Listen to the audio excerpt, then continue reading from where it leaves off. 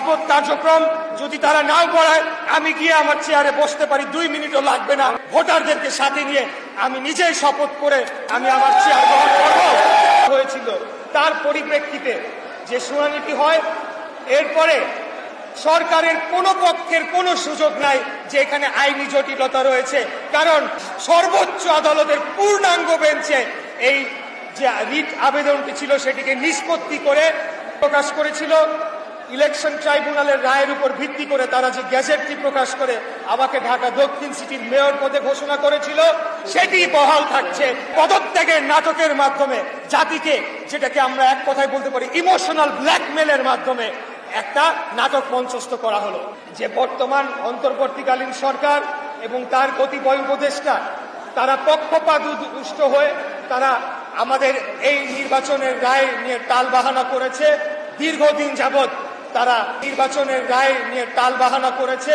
দীর্ঘদিন যাবৎ তারা আমাকে শপথ না পড়ানোর মধ্য দিয়ে বাংলাদেশের এবং আপনারা দেখেছেন তারা আইন আদালত মানে না, তারা নির্বাচন কমিশন মানে না, তারা সংবিধান মানে না। তাহলে তারা মানেটা কি?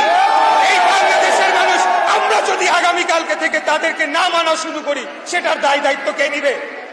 তাদেরকে বসানো হয়েছে এই অন্তর্বর্তীকালীন সরকারকে একটি ছাত্র জনতার রক্তাক্ত গণ অভ্যুত্থানের পরে বাংলাদেশের সকল রাজনৈতিক দল এবং সর্বশ্রেণীর। কিন্তু আমরা যেটা লক্ষ্য করতে পারলাম যে একটা মেয়র, ঢাকা দক্ষিণ সিটির একজন মেয়র, একটা খুবই সামান্য পদ, যদি আমরা পুরা বাংলাদেশের প্রশাসনকে এবং বাংলাদেশের স্থানীয় সরকারকে আমলে নিতে চাই, সেটিকে হস্তান্তর করতে, সেটিকে আদালতের সর্বোচ্চ রায়ের পরেও এখনো শপথ করানো নিয়ে তারা টালবাহানা করছে।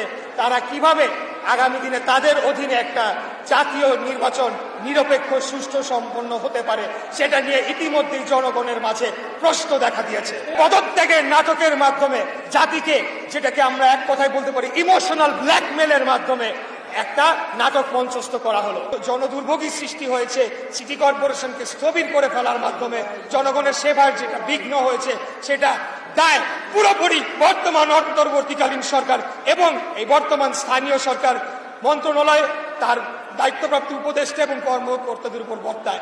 তারা সরাসরি সংবিধান লঙ্ঘন করার মাধ্যমে, না করতে গিয়ে সরাসরি সংবিধানকে লঙ্ঘন করেছে, আইনকে অবজ্ঞা করেছে, সর্বোচ্চ আদালতকে অবমাননা করছে। শপথ কার্যক্রম যদি তারা নাও করায়, আমি গিয়ে আমার চেয়ারে বসতে পারি, 2 মিনিটও লাগবে না।